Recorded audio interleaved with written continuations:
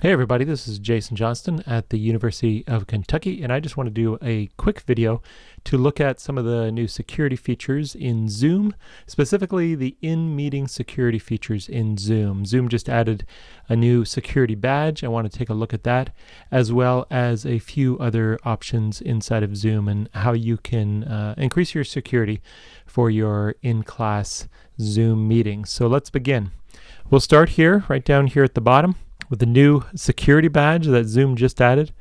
If you click on that, the default will be like this, with basically everything else is unchecked except for allowing participants to rename themselves. Starting from the top, we can select lock meeting.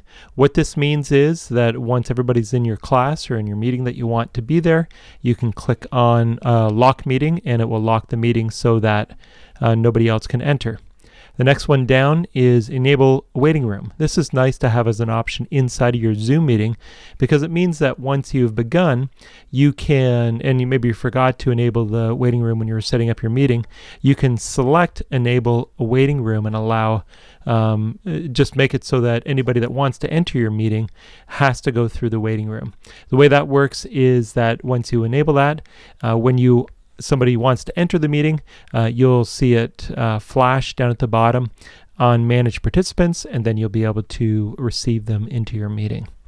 Next, we have share screen. Now, as a default on any educational accounts anyways, no one can share their screen except for the host, and this is a good idea, I think. But here's an easy place so that you can just click on and allow any participant to share the screen.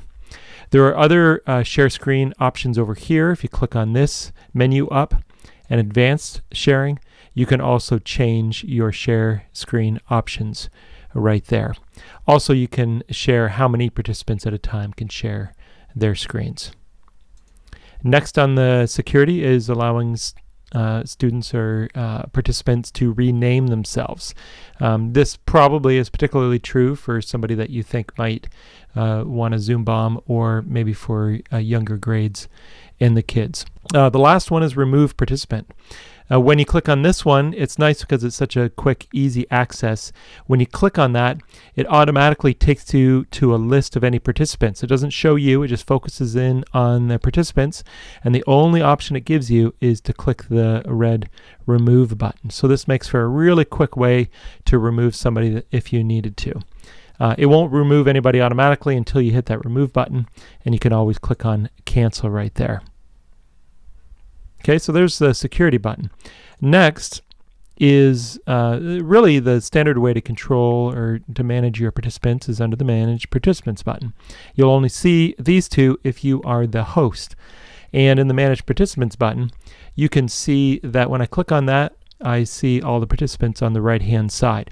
You can then hover over them. You can mute or unmute them, as well as if I click on the participant here, you can make somebody host or co-host. You can rename them, put them back in a waiting room, remove them, or ask them to start their video right from there. And this is one of the reasons why they changed that security badge, because it was a few more clicks to get to the remove function. It just wasn't as easy as the other one. Okay, so that's managing the participants. Now, if you go down to the very bottom of this Manage Participants, bottom right, you'll get a menu that gives you a few more options. All right, you can make sure the participants are muted on entry. You could turn it off basically so that participants can't unmute themselves. Basically, you can make it so everybody comes in and they're muted, and until you unmute them, they can't be unmuted. And again, another spot to allow or disallow participants to rename themselves, and then the enter exit chime, as well as another place to click on the waiting room and also to lock meeting. These have the same effect as the ones over on the security badge. They're just in a different place. The security badge is now much more accessible. All right, so we've got the security badge, we have managed participants, we've got this little menu down on the bottom. Now the last thing is these buttons where we can mute and unmute all.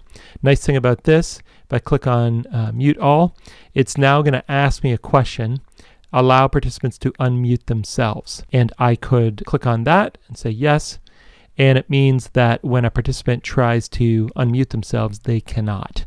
and that will give you just a little bit more control and security inside of your classroom. And then you can go back and unmute all again. Well, I hope that was helpful. I'm really thankful for Zoom for making that new security badge to make those options much more accessible. And hopefully that will help you too as you try to control the security of your classrooms and your meetings. If you have any questions, leave them below. Thanks so much.